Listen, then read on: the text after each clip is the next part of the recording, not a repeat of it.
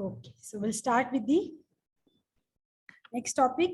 I'll continue with the previous topic, that is the materials and methodology. And ma'am said that the first thing which you have to write is the type of study, followed by study designs. So we are going to cover this in this session.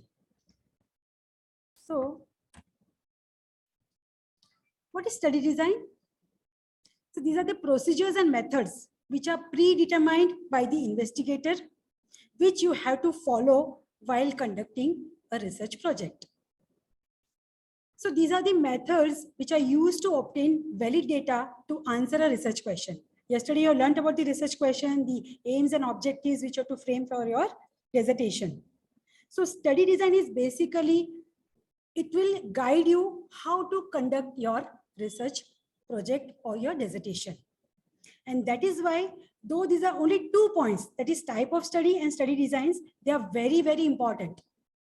If you miss any of the steps in study design, that means your entire project will be a failure. So please remember, this is very, very important. You must know which study design you are going to follow in your dissertation.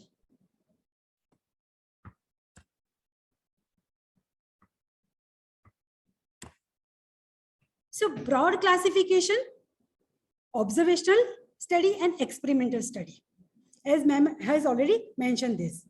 So what do you mean by observational and what do you mean by experimental? We'll see them in a short while, right? So remember, whenever you are planning to do some intervention, that means the investigator is assigning the exposure or doing intervention. That particular study is called as experimental study. Okay, where you are just going to observe whatever is happening. You are not doing any interference. That is observational study design. So in the experimental study design, we have got 2 different types. If you are going to go for random allocation, it is randomized controlled trial. If you are not going to go for random allocation, it is non-randomized controlled trial. So you must remember the type of study, that is experimental study, and under the experimental study, there are different study designs. Based on the random allocation, it can be randomized controlled trial or non-randomized controlled trial. So this is regarding the experimental study. Now let's talk about the observational study. So as the name suggests, observational, that means you are just observing. You are not at all interfering. You are just observing what is happening with the participant. In this, if you have got a comparison group, then it is called as analytical study. Please remember, there is a comparison group. You are going to analyze between 2 or more than 2 groups. So it is analytical study. If there is no comparison group, then it is called as a descriptive study. If there is no comparison group, then it is called as a descriptive study. We'll see them in detail. In the analytical study, we are having different study designs. Which are these? We have got cohort study, we have got case control study, and we have got cross-sectional study. So we'll see them in detail.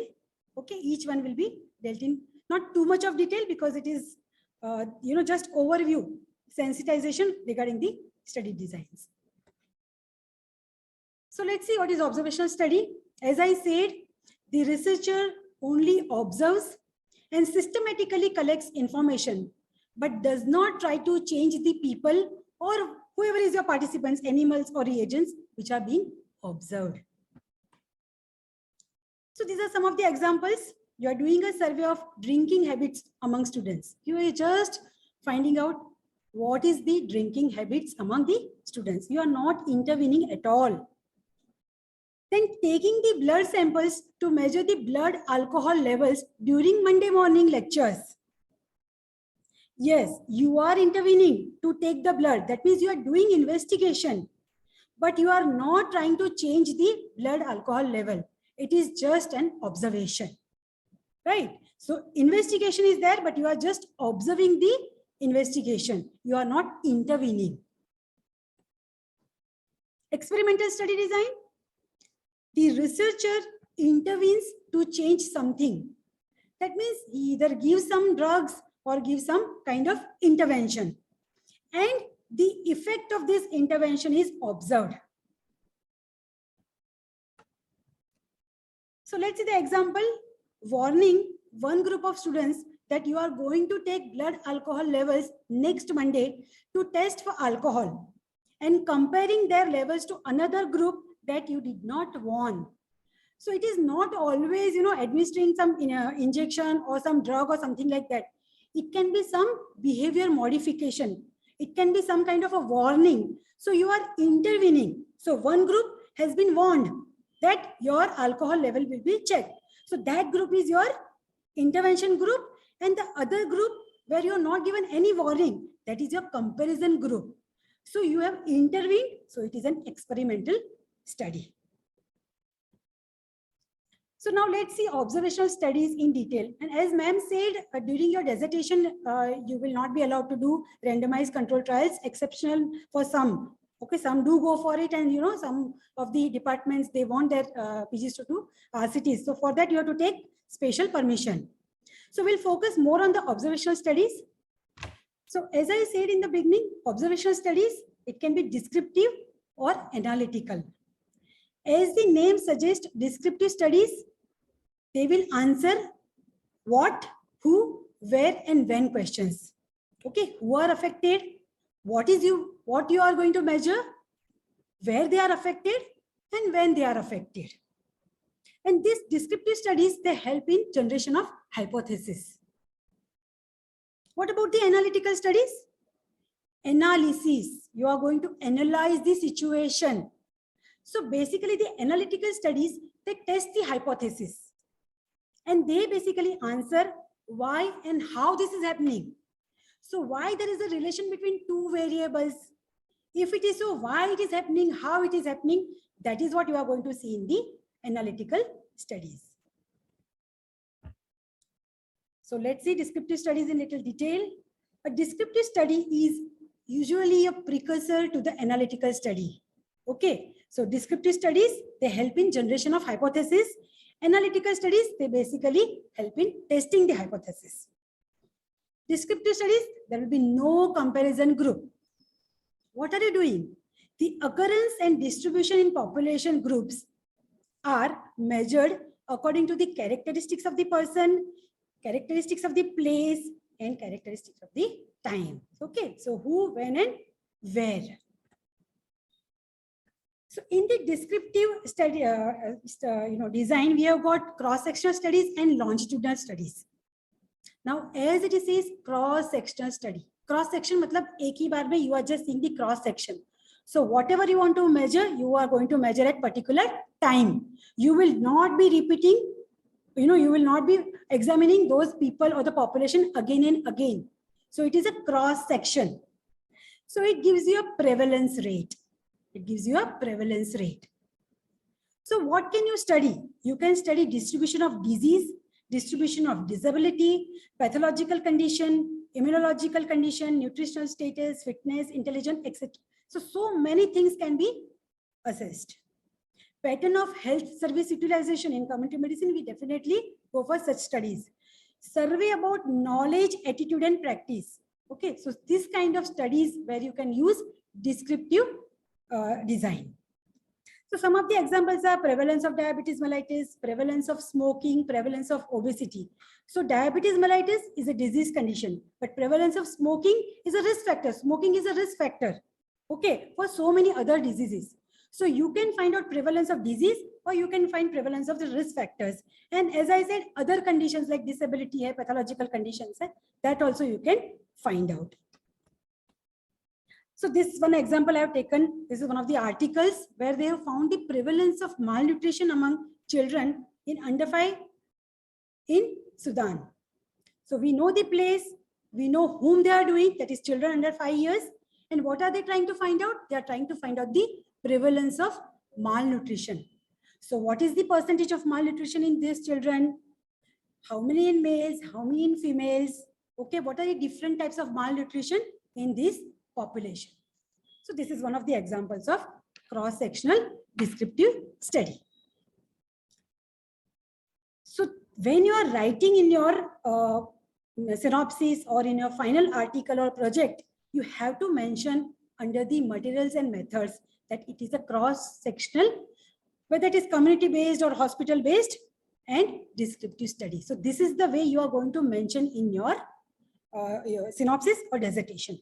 Remember, in your dissertation or in your synopsis, you have to mention type of study also. So whether it is observational or experimental, and your sub group for that is whether it is a descriptive or analytical study design. We'll see that, okay, at the end.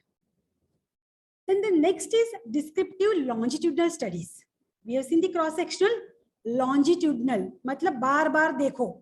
Okay, so you have to follow up same individuals over a period of time. So what do? One group of people who are studied over a period of time. So let's see what is the example.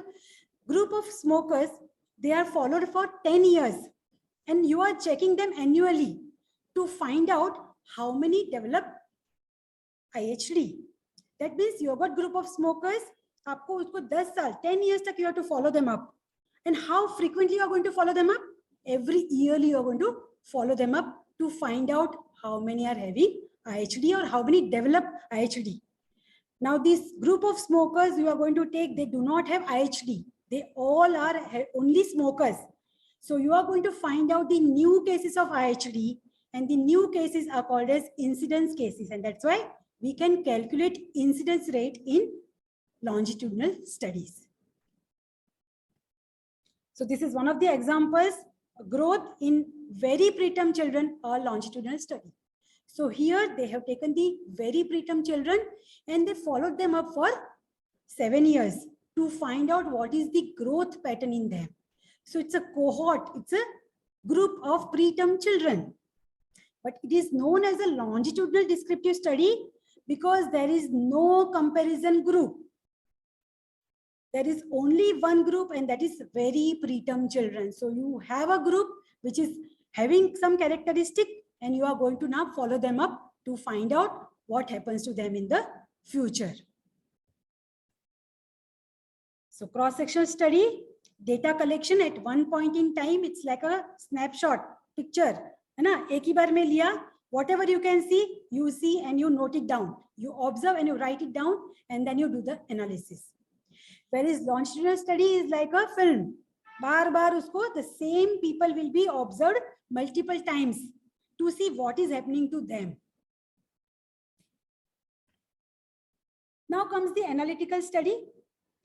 So analytical studies, they test the hypothesis about exposure-outcome relationship. They measure the association between exposure and outcome, and there is a comparison group. Please remember, you are going to listen to these terms called as exposure, outcome, cause, effect, predictor variable, and outcome variable or dependent variable. So they are nothing, but they are cause and effect. So there is a causative factor and there is an outcome. So let's say smoking is your causative factor and outcome is your lung cancer. So the smoking can be called as exposure, can be called as cause, can be called as a predictor variable. And your lung cancer is your outcome variable, dependent variable, or an effect. Okay, so these terminologies you must remember. So let's see if you want to develop hypothesis. People who smoke hookah are more likely to get lung cancer than people who do not smoke hookah. I'm sorry, there is a mistake. It's hookah. So that means you are comparing two groups. People who smoke, how likely they are, at risk of getting lung cancer compared to people who do not smoke hookah. So here exposure is smoking hookah and the outcome is lung cancer. Okay. So again, as I said, exposure can be cause. I mean, it can be it can be renamed as a cause or predictor variable, and the outcome lung cancer can be dependent variable or it is a effect. So in the analytical observational studies, there are 3 different types of important study designs which we have to know. The cross-sectional analytical study, in this, the disease and the exposure, they both are noted down simultaneously at that point of time only. In the cohort study, you start with exposure and you look for the disease in future. And in the case control study, you start with the disease and you look for the exposure from the past. Now, as I told you, if this is wrong, your data collection is going to be faulted, and then your analysis is also going to be affected. And that is why study designs are very, very important. You must design them beforehand, and you must follow the process of this study designs. Then only your study will be perfect and it will have a good outcome. So we'll start with the cross-sectional analytical study. As I said, where an exposure and an outcome are measured at the same time.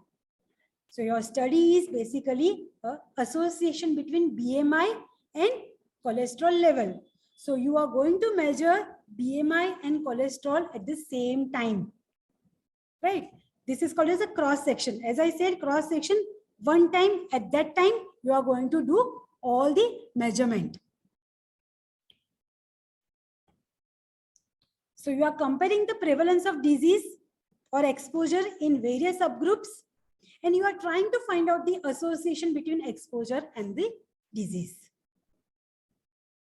So this is another example where you are going to find out the association between physical activity and CHD, presence of coronary heart disease. So this is the way you are going to make your table. So your independent, your exposure variable will be on the left-hand side. That is people who are physically non-active and people who are active. Where is your CHD presence? That is your disease or the health condition will be on top. Okay, so there is presence of CHD or absence of CHD. So this is the way you are going to make your table. This is another example, prevalence and risk factors of asymptomatic peptic ulcer disease in Taiwan. So if here I write only prevalence, then it can become a descriptive cross-sectional study.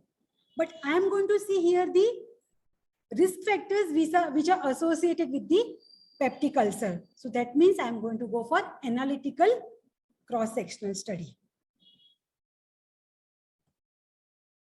The next is case control study. So here you ask question, how do diseased cases differ from non-diseased with respect to prior exposure history? Please remember, as the name suggests, it is a case control study.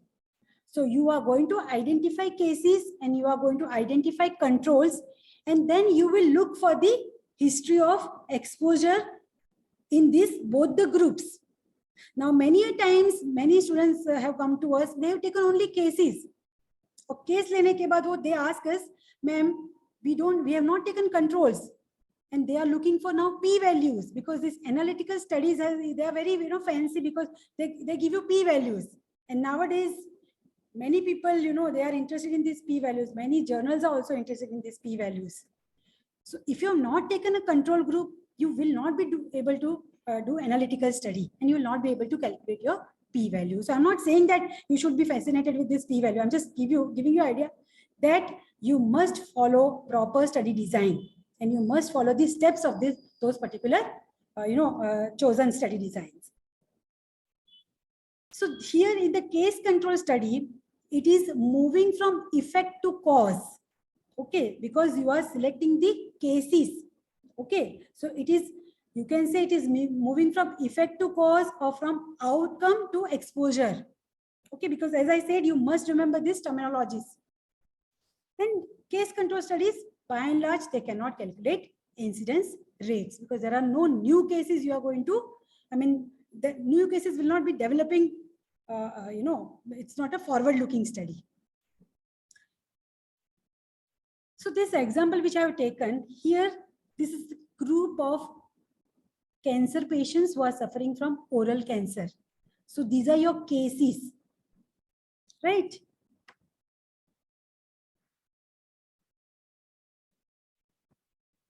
So these are your cases who are suffering from oral cancer. These are your controls who are not having oral cancer. So when you start your study, you will choose oral cancer patients as your cases and people who are not suffering from oral cancers as your controls. Then in both the groups, you are going to ask about history of tobacco chewing. Am I clear? Okay. So there will be two groups, cases and controls. And in both the groups, you are going to find out whether they were having history of tobacco chewing or not in past. Another example, you want to see the association between MMR vaccine and autism. So what you are going to do, you will take the cases of autism, who are your cases. You will take children who are not having autism as your controls, and you will try to find out based on their history or based on their records whether they were given MMR vaccine or not. So that is your exposure or cause, and this is autism is your outcome or your effect. And in case control study, you can find out something called as the odds ratio. This you must have learned in your UG. Okay, so we can find out odds ratio. What is the strength of association between the MMR vaccine and development of autism? So you try to find out the association between cause and effect or exposure and outcome.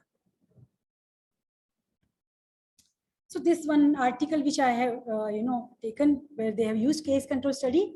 So case control study of diet and prostate cancer, where the cases are who are suffering from prostate cancer and controls are who are not having prostate cancer. And then the dietary history has been taken in both the groups in detail to find out is there any association between diet and development of prostate cancer. Then comes the cohort study, which are also known as follow-up study. Okay, as I said, follow-up, okay, longitudinal, but here, because it is an analytical study, there is a comparison group. That's why the cohort studies are analytical longitudinal studies.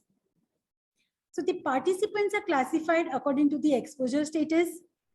They are followed up over time to ascertain the outcome. The study moves from cause to effect or exposure to outcome. Okay, remember, it moves in the forward direction from cause to effect. So what you do, when you start your study, you have got two groups, one group which are smokers, other groups which are non-smokers. Remember, they have not developed lung cancer. So both the groups are free of the disease, but they are having the exposure status as smoking yes and smoking no. From these two groups, now you are going to follow them up over a period of time. And then you are going to find out in both the groups how many develop lung cancer. Right? And then you are going to compare the rates in both the groups. This is another example where they try to find out the nurses who are obese or they are lean. What is the incidence of cancer or cardiovascular disease in these groups? So what they did, they took the obese nurses into one group and they took the lean nurses into other group. So these are the obese are exposed category and lean are the non-exposed category, and they follow them up for long duration and they try to find out of these two groups who develop cancers or cardiovascular disease. So multiple outcomes can be obtained in cohort studies from a single exposure. Okay, so obesity can lead to, we know, cardiovascular disease or cancers. So you can actually prove that by doing cohort study. So when you do the analysis, how are you going to prepare your table? So your table will be, this is a 2x2 table. Your exposure is your smoking, which is present or absent. So you've got two groups, smoking present, smoking absent. And in that, how many develop lung cancer and how many did not develop lung cancer. So this is the way you are going to make your table. So what is the measure of strength of association in cohort study? Anyone?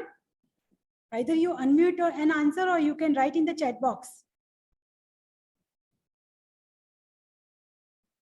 Anyone? No answer? Anyone? Yeah, my PGs, PSM PGs.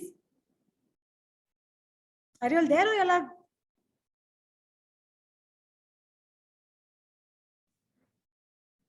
Anyone? Okay, chalo. Right. So this is one article. Huh? Odds ratio is in case control study. Cohort study, it's relative risk. Okay. So this is one of the articles, okay, where they have done cohort study, that is smoking and risk of psoriasis. Now let's go to the experimental study. So experimental study, that means you are going to do some intervention and then you are going to check the outcomes. So in the experimental study, you have got a randomized control trial and you have got non-randomized control trial, or also the other type is before after study. So whenever you are planning RCT, these are the steps in conducting any RCT. So what you do, you try to identify your population, you take a sample from that, okay? Then you do randomization. Randomization is very, very important when you are planning randomized control trial. Okay, so what does randomization do? While you do a random allocation, the participants have got equal chance of going into any of the groups. So you are giving them equal chance to being in any of the groups. That is called as the randomization, right? So you do that. You have got two groups here. One is experimental group and the other one is control group. Then you do the intervention, whatever intervention you have planned, whether you are going to give drugs, whether you are going to give some behavioral therapy, and then finally you check for the outcome. So this is one of the examples, that is randomized control trial comparing morphine or clonidine with bupivacaine for caudal analgesia in children undergoing upper abdominal surgery. Then effect of a revised moderate drinking program for enhancing behavior modification in the workplace for heavy drinkers. Okay, so it can be a drug, it can be a behavior modification. So intervention need not be always a drug or some kind of an invasive procedure. It can be just a behavior modification, which can be considered as intervention. Then as I said, in the non-randomized, you can have, type called as before-after study design. So this is one of the example, the effect of cervical taping on pain, disability, and kinematics in patients with chronic neck pain, a quasi-experimental study. Okay, so here it is pre-post, or it is called as a before-after study design. You've got a single group, you take the baseline measurement, you give the intervention, and then you take the post-intervention measurement. Okay. So that is called as the before-after study designs. This is just for your information. If you are planning any project, then you might be using these different types of study designs. So the final take-home message is, in the synopsis, what you have to write? Under the heading type of study, you have to write whether it is observational or interventional or experimental. Okay, that is a broad classification.